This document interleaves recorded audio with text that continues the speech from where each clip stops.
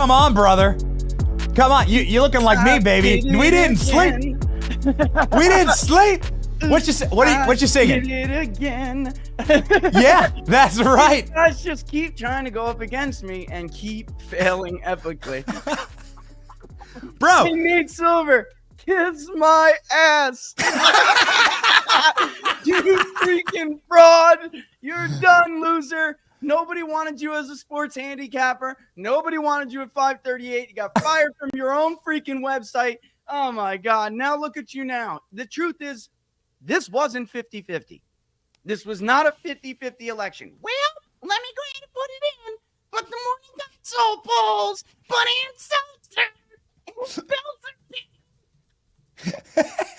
Selzer. Hey, Ann Selzer, how you like them apples? Loser. You freaking loser. Ann Selzer, wrong by 16 points. She's done. She's done. She should be sued.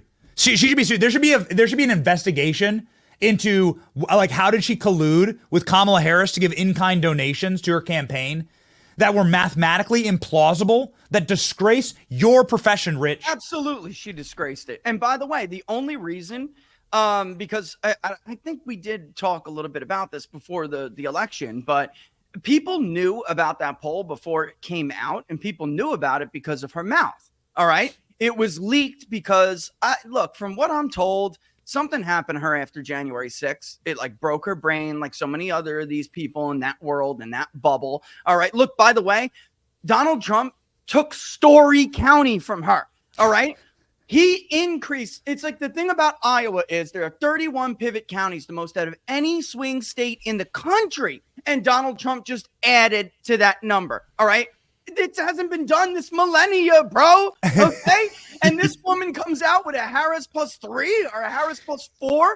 Unbelievable. You know, I don't know that. I don't know that she did it on purpose. From what I understand and what I'm told is that, like so many other people, she lost her objectivity. And in this business, if you are looking for something that you want to see, you could convince yourself that it's there, Benny. And in the final week, any professional pollster, anyone who still maintained a modicum of credibility and restraint and guarding against their own bias would have seen that Republican participation in the final 10 days of this thing went down dramatically. Why? I don't know. Let's be impartial. Let's be objective. Let's look at the early vote. Maybe because so damn many of them voted already and then tuned it out. And by the way, I think they were on to them, man. I think Republicans at home were on to them. And they said, you know what? I want them to look like fools. I want them to. I'm not going to answer. Maybe I'll lie. I bet you, if we called back the people that Ann talked to, they would laugh in her face and say, I tricked you, you idiot. I voted for Donald Trump. Of course I did. I'm on to you. By the way, why'd you hide the Trump +19 a month before they pushed Biden out of the White House, out of his legitimate nomination, by the way? All right, let's reflect a moment here, Benny, on what they did, okay? Please. These people tried to install a woman who climbed the ladder by getting on her knees without earning a single vote. Without earning a single vote. Nobody voted for her. The donor class called Jake Tapper and said, sit down, little bitch. This is what you're going to do. You're going to push Joe Biden out of the nomination, even though nearly 15 million people voted for the man. Again, you're going to do it because we can no longer cover up that he's senile. The country is on to us now. And you're going to install Kamala Harris, who nobody likes, who nobody knows. The woman never even made it to Iowa when she ran for president the first time. Everything about her was fake. Look, this was a disgustingly dangerous experiment. Can we get the donor class candidate to usurp the will of the voter? Okay, Yeah. The completely illegitimate nominee. Can we get her and BS the public enough, to trick them into putting her in office? And Ann Selzer played a role in that. Let's get real for a second.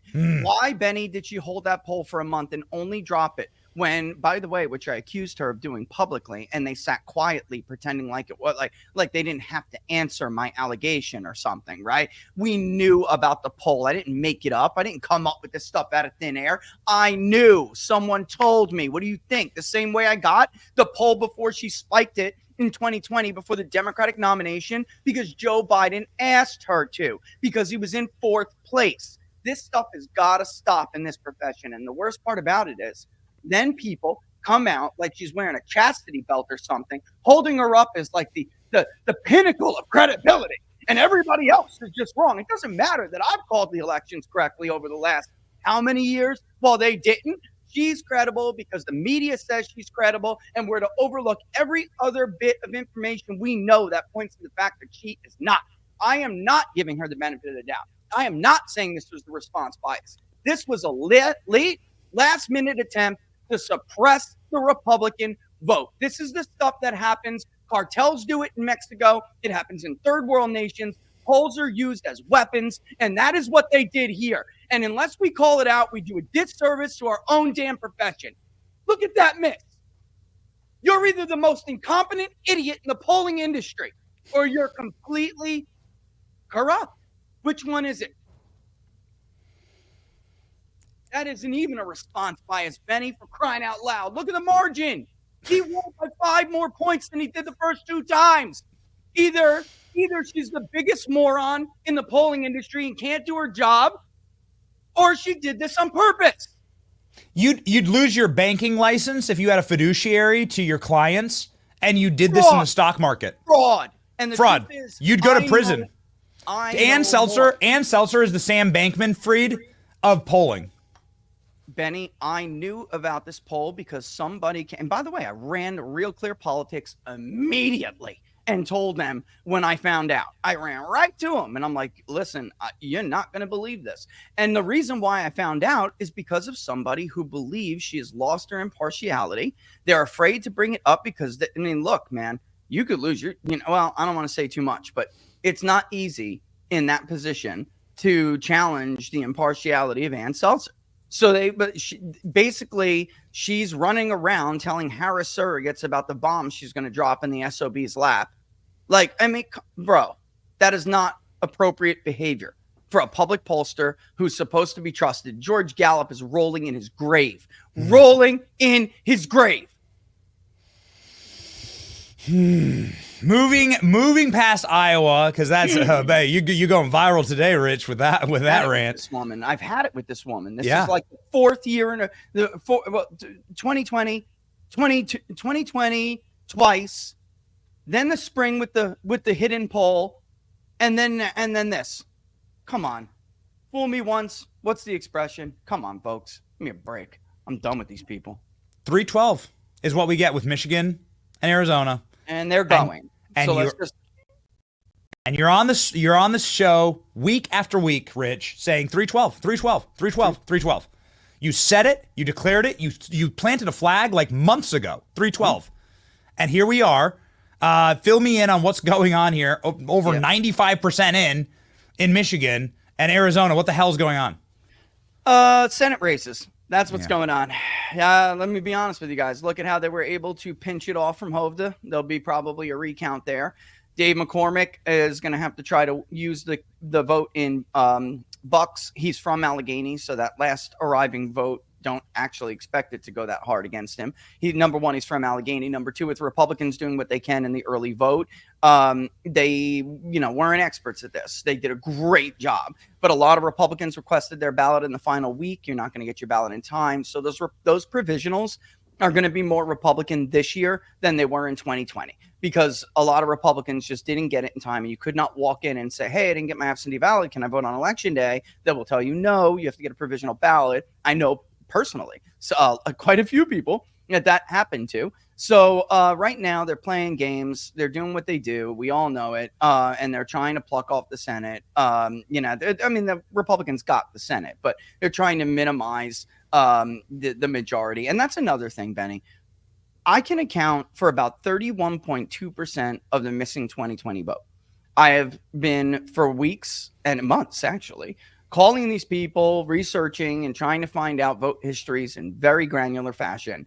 And I can account for about 31.2% of the 2020 vote for Biden that is not in this electorate that basically we talked to and said we're not going to vote because whatever the reason was. The rest of it I can't account for. So let's just call it what it is. Where are these votes? Well, yeah, you're the Where are data. these votes? You're the data expert and scientist here. Well, So where are what would you say, like 15 million? Republicans? So 15 million people just disappear? Yeah, and poof. And here's the thing. Republicans were much more vigilant this time in catching stuff. We already know about the one group based out of Arizona that was caught attempting to register and deliver and sign and return absentee ballots that did not belong to any real voters. They were basically what we warned about in 2020, change of address flags, even the deceased, although the deceased is very small. It really is about those change of address flags, people who leave the state, people who no longer live at that residence. All right. That's low hanging fruit for people who are trying to exploit the system. And a lawyer friend of mine called a friend of mine who is a local elected in Bucks was called by his lawyer friend. Let me get this straight. And basically told that there was another group that was, and this was about a week and a half ago, I guess now, that was another group after the Arizona group doing the same thing, running around, not knocking on doors and saying, oh, look, here's Benny's house. Hey, Benny, you haven't voted yet. Let's get you that absentee balloting. Let's get it returned. They were actually knocking on the door and saying, I just want to make sure Benny doesn't live here anymore. Why? And Republicans were all over that. So look, some degree of the vote, Democrats cheat. Let's cut the crap. The media can say whatever they want to say. But the bottom line is there are 4 active county investigations by county district attorneys in one state alone, the state of Pennsylvania, that is investigating this stuff. I mean, give me a break. They did everything in their power to do. Look, Democrats did to voters of Bucks this year what they did to black voters all through the South in the Jim Crow era. Sorry, no more ballots here, boy. Go home. A judge had to extend early voting by 3 days because he agreed that that was voter suppression. So, like, this idea that they don't do this stuff, Benny, that's another thing. That's another. I mean, we don't have to adjudicate the 2020 election all over again, but the work of people like your last guest, I've been on talking to you about groups like in Michigan, and they were also in Pennsylvania and Wisconsin, but 10X votes. They went out and targeted these low and no propensity voters to make sure that in case this stuff happened again, that there would be enough to overcome what they jokingly refer to as the margin of fraud. They went out and did an incredible job. 10X votes in Michigan, I was tracking it, Benny. Out of the 1.7 identified as low and no prop voters, they got 587,000 to vote. So ask you something. 587 voted. So, I mean, that was the target list. And we'll actually see. We'll be able to specifically see how much that group did themselves. But my point of this is, where's the Democrats' low to no prop voter? Why are they trailing so badly with them? They clobbered Republicans with this voting group in 2020. Where are they? Where are they? I mean, again, the future is the future, and we don't have to relitigate 2020. But I think that the result of this election is another data point of evidence itself. It is. Where the heck? And drop the charade. Let's just drop the charade. Where the hell did the voters go? 67 million is a lot different than 81 million, and somebody's going to have to account for where tens of millions of Americans went overnight in just a matter of a short 4 years. A lot of the voter rolls, Republican governors like Joe Lombardo in Nevada, even Brian Kemp being nudged and pushed to do it. All right. Shapiro, he did some stuff begrudgingly, but he wound. I mean, I personally think that he greenlit a lot of this, like, turn the cheek movement we saw from Democrats in Pennsylvania in the last waning days. Josh Shapiro wants to be president. It does not behoove Josh Shapiro to have Kamala Harris win this election. He wants to be president, and he wants to be a young president. And as Democrats proved this year, it is not possible to run against an incumbent. Even if they're senile, you're not allowed. So you can't become president if Kamala Harris wins, if you're Josh Shapiro. So you kind of want her to lose. Let's get real. And he's a very shrewd guy, and he was overlooked for the vice presidency because, let's face it, we all know why he was overlooked. It's because of his persuasion. It's because of his ethnicity and his faith. And that's why he was overlooked. So if you're him, there's no reason why you go to the mat to make sure that Kamala Harris gets all of this stuff. Like, provisions for late arriving ballots with incorrect postmark dates. All of a sudden, these Democrats on the state Supreme Court decided to agree with Republicans for the first time in history in an election. Republicans don't win in the Pennsylvania Supreme Court with election contests. It's never happened. And all of a sudden they won this time and the court agreed with them. Benny, come on. They were like, we're not doing this for you. We did it for Joe Biden. We're not doing it for you. Sorry, Kamala. Rich, I know that we are tied up against time. Really quickly here. The blue wall is gone. This is the last remaining blue wall. Assault New Jersey and Connecticut. You tweeted about it. Now. You tweeted. You said now. Why not attack the Atlantic wall now? So talk me through this. Talk me through this map. Where should Republicans start? The tri-state area is an overlapping media market. Assault New Jersey, assault New York, assault Connecticut. Changing demographics. Nothing lasts forever. If you think that some state is a deep red or deep blue state, it's an illusion of your mind. All right. When Danny Kaye and Bing Crosby were running around singing White Christmas, one of my favorite movies, and by the way, Merry Christmas. All right.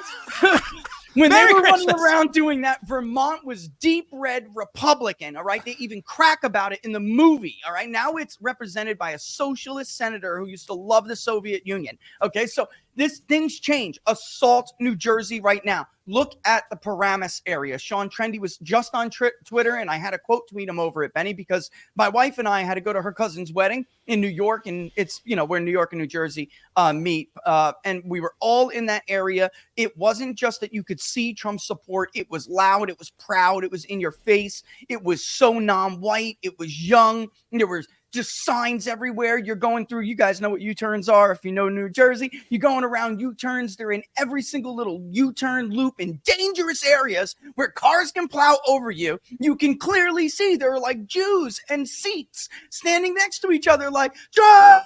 With signs. And we're like, Laura and I know this area well. And we're like, oh my God, this is real. And it is. Look at it. Go get it. Wildwood is where my graduating class went after prom to go be really stupid, really dangerous, and make a lot of bad decisions. And this guy gets 100,000 people to show up to a rally in Wildwood. Open your eyes. Take New Jersey. Go get it. Ocean County voted so much more to the right because there are groups like in Lakewood, the Hasidic Jew population put it out, the endorsements for Trump. The lines were huge. Neighboring Monmouth County, where there's Freehold, Howell, Marlboro, all the way up Route 9. By the way, if you're there, get me a crock and a half at the Regent Diner. All right. But anyway, so good. So good. But this is everything from like working class burbs all the way up Route 9 where Marlboro is, where it's the most affluent, rich, white suburb you could possibly describe.